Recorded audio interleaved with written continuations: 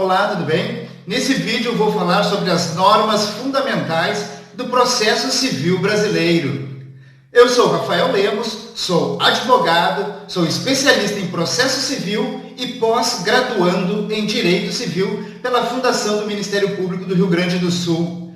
Então, sem mais demoras, vamos passar para a tela do meu computador que eu preparei uma apresentação para falar para vocês então sobre as normas fundamentais do processo civil brasileiro. Continuando então o nosso assunto, vamos falar sobre as normas fundamentais do processo civil brasileiro. Nossos tópicos principais de hoje iremos falar sobre a teoria das normas fundamentais no processo civil brasileiro, as normas processuais fundamentais, em espécie no Código de Processo Civil, e outras normas processuais fundamentais na Constituição e Lei Federal. Então, entrando no assunto da teoria das normas fundamentais no processo civil brasileiro, vamos dar início, então, vendo o conceito, as fontes, diferença entre princípios e regras e as características.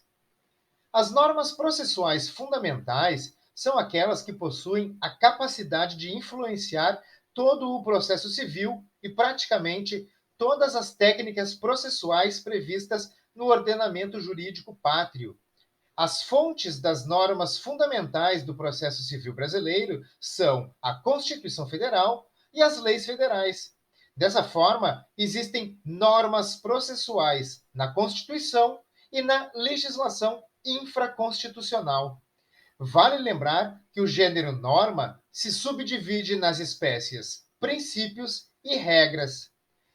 Princípios trazem uma garantia maior e são o mais aberto possível. Exemplo, a todos é garantido o contraditório. Já as regras possuem uma estrutura normativa mais definida, clara e precisa, descrevendo uma hipótese fática e uma consequência jurídica já programada. Por exemplo, o prazo de contestação é de 15 dias úteis da juntada do mandado cumprido aos autos. Portanto, existem princípios processuais na Constituição e no Código de Processo Civil, e existem regras processuais também na Constituição, como as regras de competência e organização judiciária, e também na legislação infraconstitucional, com normas procedimentais, como, por exemplo, o regimento de custas. São características das normas fundamentais constitucionais possuírem status de direito fundamental, serem cláusulas pétreas, não podem ser alteradas nem por emenda à Constituição, nem com quórum qualificado, privilegiado, possuem dupla dimensão, uma dimensão objetiva e uma dimensão subjetiva. A dimensão objetiva no sentido de que a previsão, por exemplo, constitucional de garantia ao contraditório, ela claramente gera o dever ao legislador de criar os mecanismos que garantam efetivamente o contraditório dentro do processo civil. Então, a dimensão objetiva ela traz esse dever, por exemplo, ao legislador de trazer mecanismos de garantir o contraditório e a ampla defesa. E também a dimensão subjetiva, no sentido da garantia subjetiva de cada cidadão. Todos temos direito à ampla defesa. Nós não sabemos quem vai ser processado, mas a pessoa que for demandada em juízo sabe que vai ter direito ao contraditório e à ampla defesa. Outra característica também é possuírem aplicabilidade imediata e possuírem vários destinatários. São destinadas às partes, aos juízes, gestores e legisladores. Dando continuidade, entramos nas normas processuais fundamentais em espécie, prevista nos artigos 1º ao 12 do Código de Processo Civil e no artigo 5º da Constituição Federal. O primeiro capítulo do título único do livro 1 da parte geral do Código de Processo Civil trata de forma expressa nos artigos 1º ao 12 sobre as normas fundamentais do processo civil brasileiro e que devem ser interpretadas de acordo com a Constituição brasileira. Princípio do devido processo legal. Previsto no artigo 1º do CPC, trata-se de uma derivação do artigo 5º, 54 da Constituição Federal, que garante o devido processo legal a todos. Diz o artigo 5º 54 da Constituição. Ninguém será privado da liberdade ou de seus bens sem o devido processo legal. Já o artigo 1º do CPC aduz que o processo civil será ordenado, disciplinado e interpretado conforme os valores e as normas fundamentais estabelecidos na Constituição da República Federativa do Brasil, observando-se as disposições do Código de Processo Civil. O artigo 1º do CPC estabelece uma conformidade com a Constituição Federal.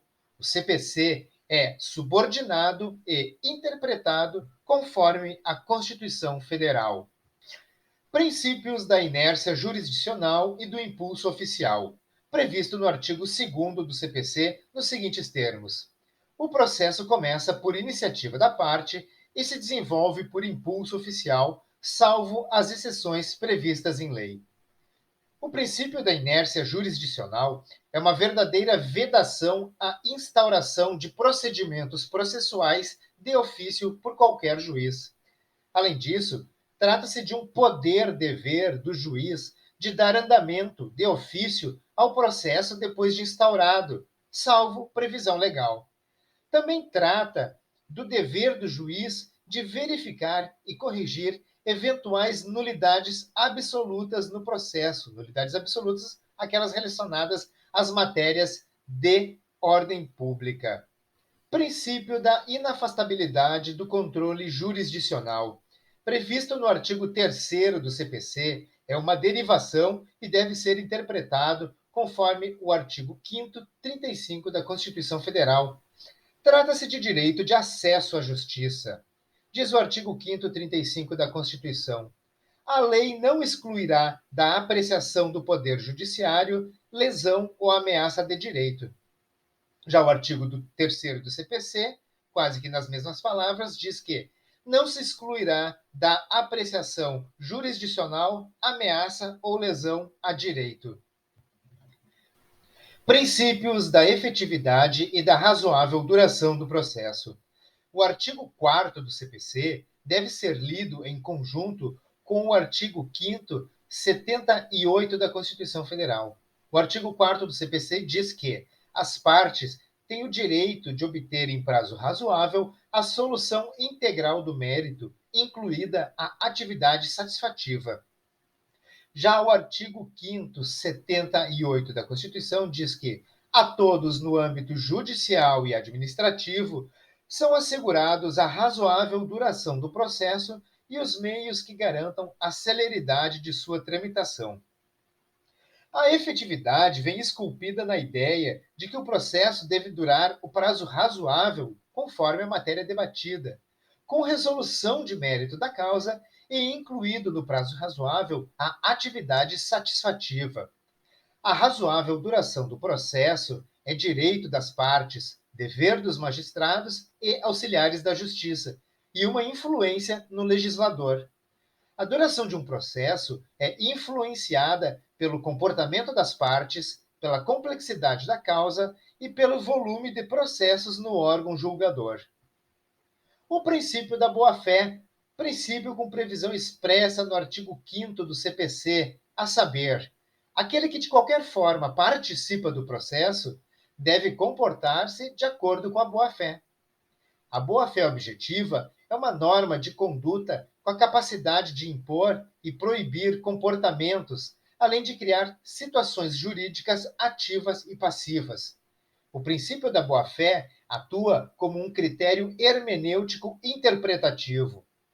A boa-fé cria deveres anexos ou colaterais, tanto para as partes quanto para o juiz. A boa-fé também regula e limita o exercício de direitos ao proibir incidentes infundados ou recursos protelatórios, por exemplo.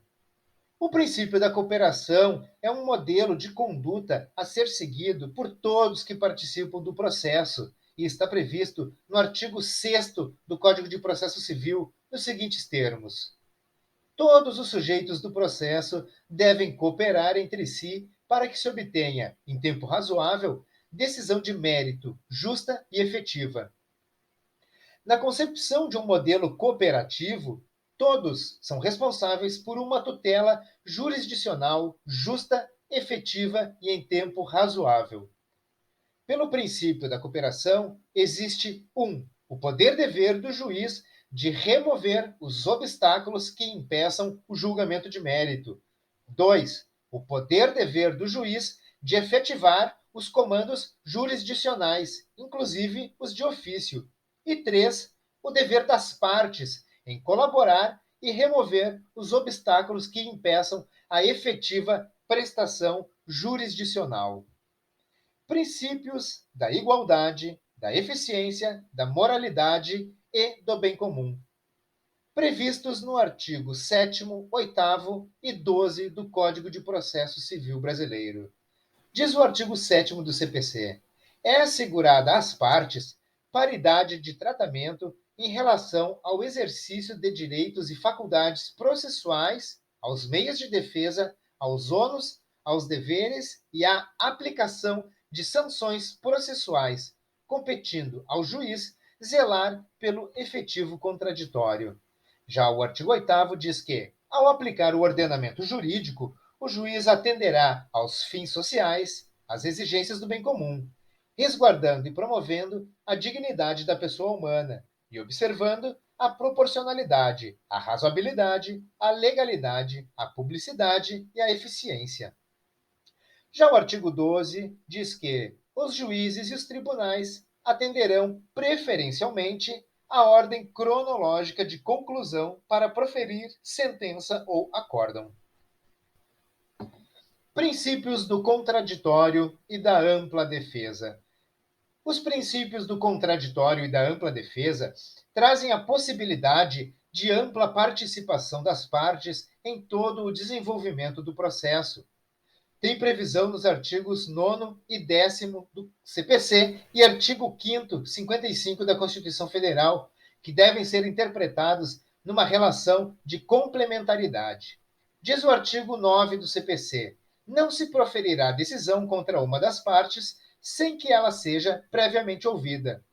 Já o artigo 10 do CPC aduz que o juiz não pode decidir em grau algum de jurisdição com base em fundamento a respeito do qual não se tenha dado às partes oportunidade de se manifestar, ainda que se trate de matéria sobre a qual deva decidir de ofício.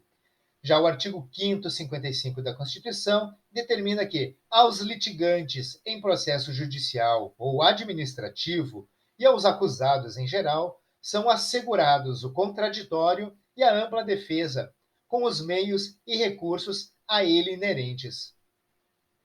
Os princípios do contraditório e da ampla defesa trazem segurança em relação à vedação de decisão surpresa, mesmo que se trate de matéria que deva ser conhecida de ofício pelo juiz. Esses princípios também garantem o direito à produção de provas, ao manejo de incidentes e de impugnação às decisões. A regra é sempre o contraditório, salvo exceções legais. Se destaca nesse contexto a relação entre o direito ao contraditório e a tutela provisória. A concessão de tutela provisória, dentro das normas legais, não retira da outra parte o direito ao contraditório, apenas o posterga para momento posterior. Dessa forma, o sistema ele prevê mecanismos de correção e equilíbrio para resguardar eventuais equívocos na concessão da tutela provisória. Princípio da decisão fundamentada. O dever de motivação das decisões judiciais é uma forma de aferir a observância do contraditório e da ampla defesa, e também uma forma de fiscalizar a prestação jurisdicional, e tem previsão expressa nos artigos 93 da Constituição e 11 do CPC. Diz o artigo 93, 9 da Constituição Federal: todos os julgamentos dos órgãos do Poder Judiciário serão públicos e fundamentadas todas as decisões, sob pena de nulidade, podendo a lei limitar a presença em determinados atos às próprias partes e a seus advogados, ou somente a estes, em casos nos quais a preservação do direito à intimidade do interessado no sigilo não prejudique o interesse público à informação. O artigo 11 do CPC diz que todos os julgamentos dos órgãos do Poder Judiciário serão públicos e fundamentadas todas as decisões sob pena de nulidade. O princípio da motivação das decisões judiciais tem relação com o princípio do contraditório na perspectiva de consideração judicial. É um direito das partes de terem todos os seus argumentos de fato e de direito considerados e motivadamente afastados, trazendo um dever de fundamentação analítica ao juiz. Partindo para a parte final dessa apresentação, vamos falar então sobre outras normas processuais fundamentais em espécie na Constituição Federal e na Lei Federal. O duplo grau de jurisdição. Esse princípio ou norma fundamental não possui previsão expressa na legislação, porém a Constituição Federal prevê toda uma estrutura do Poder Judiciário com tribunais com competência para julgar recursos. Logo, implicitamente, há uma consagração ao duplo grau de jurisdição. O duplo grau de jurisdição significa o direito de recorrer, é uma forma de impugnar uma decisão judicial buscando a sua reforma ou cassação. Juiz natural. O princípio do juiz natural vem esculpido no artigo 5º, 53 e também no 37 da Constituição Federal. Então, diz o artigo 5º da Constituição Federal, o 37 e o 53.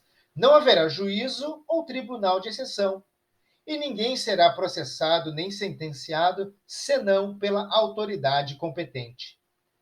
Trata-se de verdadeira garantia de ser julgado por um juiz competente e imparcial. Também é uma vedação a possibilidade de escolha do juiz ou de tribunais de exceção, ou seja, aqueles tribunais não previstos em lei. Definitividade. O princípio da definitividade traz a ideia de coisa julgada, nos termos do artigo 5º, 36 da Constituição Federal, nos seguintes termos: a lei não prejudicará o direito adquirido, o ato jurídico perfeito e a coisa julgada. São efeitos da coisa julgada a imutabilidade, ou seja, a impossibilidade de alteração do julgado, e também outro efeito é de ser indiscutível, ou seja, não é mais suscetível de reanálise pelo Poder Judiciário. Portanto, as consequências da coisa julgada são a impossibilidade de propositura da mesma ação e também a imposição de reconhecimento da coisa julgada em outros processos. Existem 3 hipóteses de relativização da coisa julgada: a ação rescisória, a ação declaratória de inexistência ou a impugnação ou cumprimento de sentença. A assistência judiciária integral e gratuita. Aos que comprovarem a insuficiência de recursos, é garantida a assistência judiciária integral gratuita nos termos da lei.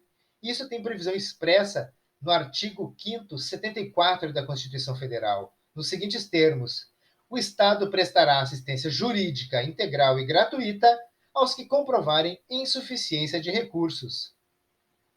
As consequências da concessão da gratuidade da justiça para a parte é 1. A dispensa do dever de adiantar as custas ou as despesas processuais. E 2.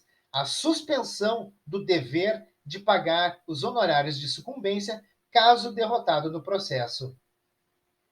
Temos, por fim, a igualdade e a segurança jurídica. Os princípios da igualdade e da segurança jurídica trazem consigo uma preocupação com o resultado do processo.